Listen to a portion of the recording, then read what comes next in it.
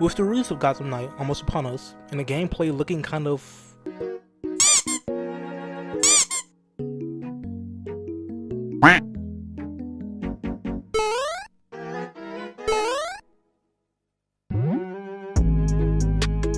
stupid, I'm not gonna let you get the chance.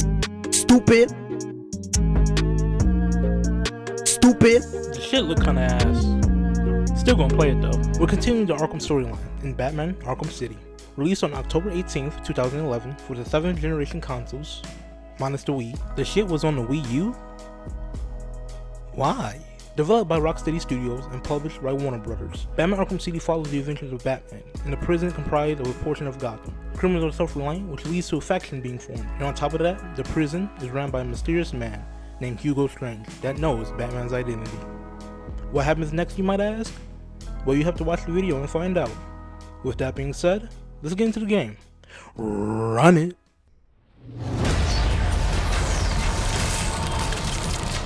Bravo!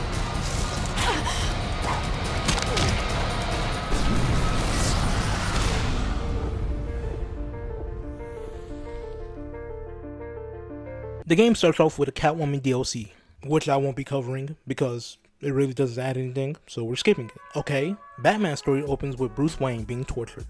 The game then cuts several times from the torture to the moments before Bruce was captured. Simply put, since the first game, watch it here, Arkham Asylum has been shut down and a portion of Gotham City was turned into a prison. How was it allowed? Nigga, I don't know. But there is a mini-series comic that explains what happened in between both games, so go check that out if you really want to know. Shut Arkham City down. It's out of control. Shut it down. By the end of tonight, I will be a hero, just like you, Batman. Yeah, the mastermind / warden of Arkham City, Dr. Hugo Strange, knows Batman's identity. And within the first few sentences, explains the reason why he captured Bruce Wayne. And it was simply because Capturing Bruce Wayne is so much easier than Batman. And now that we have you, Protocol 10 is ready to begin. with this, Bruce manages to escape and gets his hand on a guard's radio, and thus, not having a way to listen to their comms. He's then taken to talk to Dr. Strange, and is immediately thrown into Arkham City. Fun fact, you actually get to see and interact with two characters from Batman's Rogue Gallery, being Floyd Lawson, aka Deadshot, who Bruce walks past, and Azrael, who is just standing on the roof. Then he, like, poof, disappears. Bruce is then knocked out and taken by Penguin. It doesn't go well. Get him! At all. Getting in contact with Alfred, Bruce is able to don the cowl once more.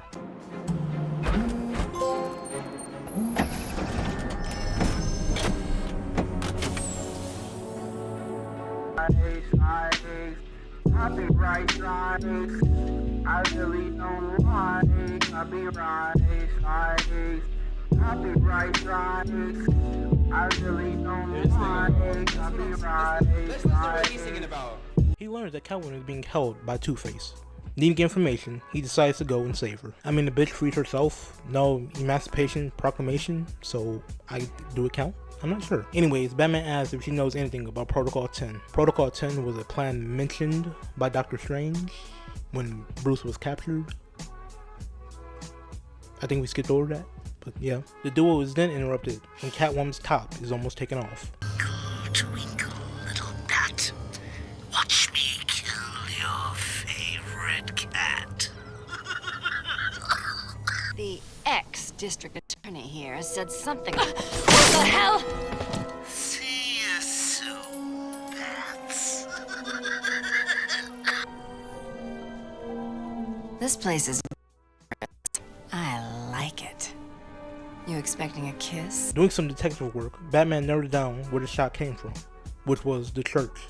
Arriving, he is met by Harley Quinn, who tells him that the Joker isn't doing so good, defeating all the lackeys. Hey, look at this.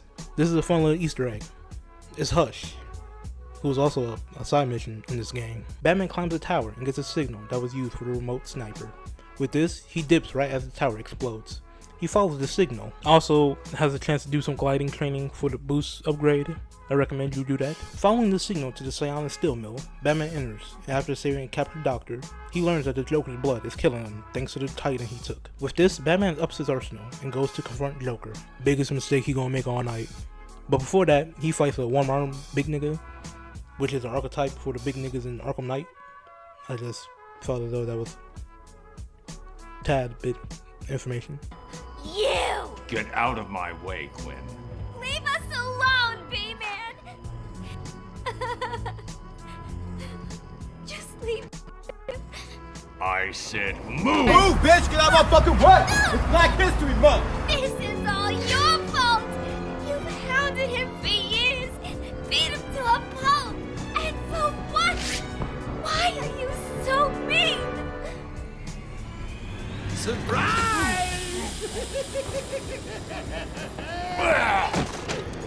You fell for the old fake Joker guy, Batman. Batter up! Stupid!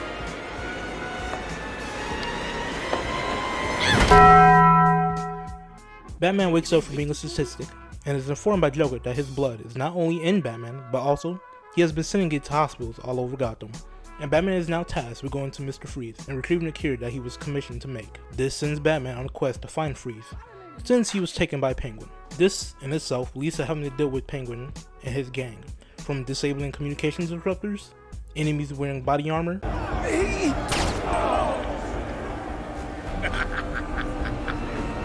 I don't know how to prove it, but That's gotta be racist. There's no way.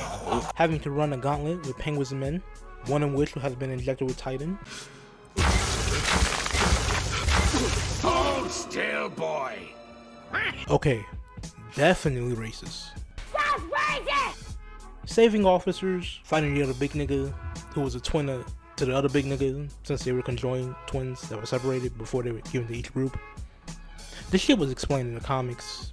They also have a little scene where they're shown sitting and chilling with each other like how they used to be. A very brotherly scene. I like it. Batman finds Freeze and gets him to agree to make the cure. We are not friends. No! Today is not a good day to push me, Victor. Stop! There's a security override chip I built into the suit to stop anyone using my weapons against me. How did that work out for you? Why don't you go get the security override and figure out a way to stop him yourself? It's been a pleasure, Victor. Keep thinking about that cure. I'll get you your suit back.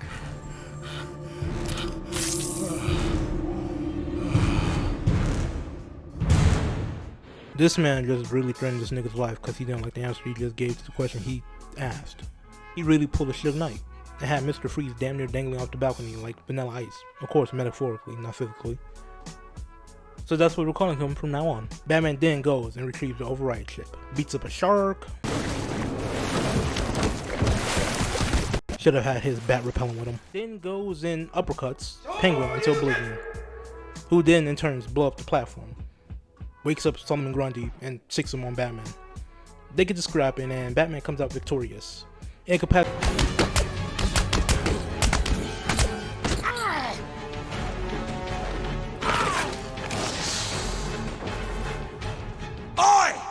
Do this count as a kill? Like, for starters, he destroyed this nigga's heart, but on the other hand, the nigga can't really die since that's his whole shtick, so I guess we call it a knockout. Speaking of knockout,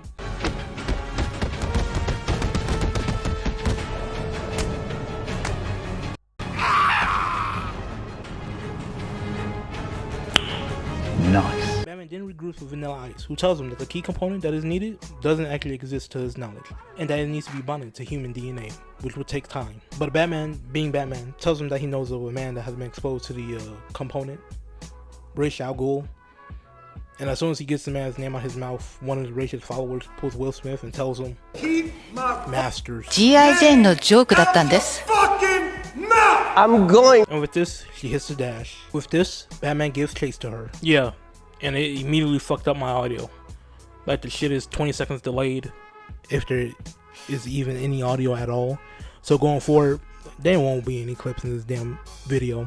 Not the rest of it anyway. Anyways, Batman manages to put a tracker on the assassin, which results in him being put in a compromising position. Red Robin then shows up as a backup, since it looked like Batman was about to be killed. Since again, he needed to put a tracker on the assassin. Batman tells Red Robin to handle the Joker blood that got sent to the hospitals. Since this game is called Batman Arkham City, not Batman and Robin Arkham City. Dismissing Tim, Bruce follows the tracker. Along the way, Bruce learns that Dr. Strange was giving weapons to Joker and his gang. Following the signal, Bruce ends up in Wonder City, a town underneath Gotham, after Scarlet Witching robot hits and respecting women.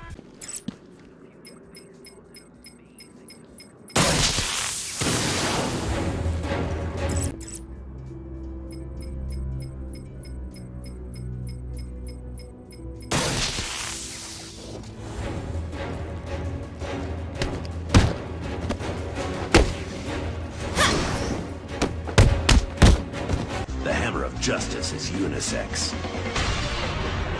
Pushing forward, Batman almost dies. Bruce's health was on the decline since he started to follow the tracker, mainly once he got to the entrances of Wonder City. He doesn't die then and there, but his expiration date has been moved forward till a few minutes from then. Thankfully, or unthankfully, he meets Raish's daughter, Talia al Ghul, his former lover. Sort of. She gave this nigga the Cosby treatment and had Damian Wayne. Not sure if that's still happening in this version, but won't put it past it though. Meeting up with his potential future past, probably rapist, he lies to her and tells her that he's ready to replace Raish as the head of the demons, since he really doesn't have any other options. It starts off with him having to consume a liquid that restores him back to somewhat okay levels, and also makes him trip out, having to glide to different platforms. Finishing, he proceeds to the last trial, which is killing Raish. I ain't gonna lie, there was a pretty big fucking leap trial wise. Like, all the nigga did was glide a little, beat some people up, and now he has to kill them.